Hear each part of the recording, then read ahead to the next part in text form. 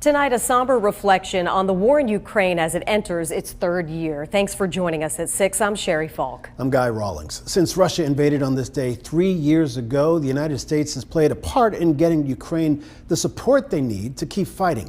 According to the Department of Defense, the U.S. has invested nearly $66 billion into Ukraine's security. This on top of another $600 million in funding they received between the start of the Biden administration to start of the war. However, future funding efforts remain up in the air. Last week, top U.S. officials met with their Russian counterparts in Saudi Arabia to discuss ending the war. However, those conversations did not include Ukrainian leaders until a separate meeting later in the week.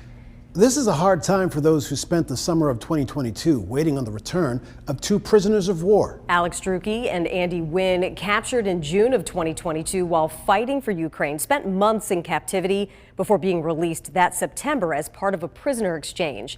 WVTM 13's Lisa Crane caught up with Alex Drueke today, reflecting on the last 3 years and why he believes the U.S. needs to do more to help Ukraine. Alex Drueke says he's still dealing with the trauma of being imprisoned and tortured for months in a Russian prison. But he's a man with a mission. Once I regained my strength and was able to come to terms with what had happened,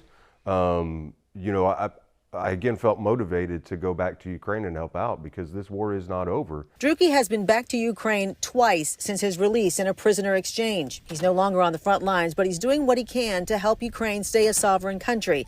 He says 3 years is a long time to fight. Ukrainians are tired, and he feels like, as an American, he owes them an apology. If we had given Ukraine what it asked for when it asked for it, this war would have ended in spring 23. The reason their counteroffensive failed is because we didn't give them what we promised to give them. Drueke sees parallels between the war in Ukraine and World War II, and he says that is concerning. Right now, Ukraine is Czechoslovakia in 1939. And Czechoslovakia fought back hard, but they did not get the support of the world, so they fell. And after that, Hitler got emboldened and invaded Poland. Ukraine's going to be the same. If Ukraine falls, Putin's going to be emboldened, and he'll go for Moldova, he'll go for Transnistria, he'll go for the Baltic states, and then he'll go for Poland. One look at Drueke's home, and you can see his support for Ukraine and its people. He wears the Vyshyvanka, the traditional Ukrainian shirts they gifted him when they declared him one of their own, a Ukrainian. He says he accepts that unofficial title as he continues to work to protect that country. It's a great country, and I really would hate to see it disappear. In Tuscaloosa, Lisa Crane, WVTM 13.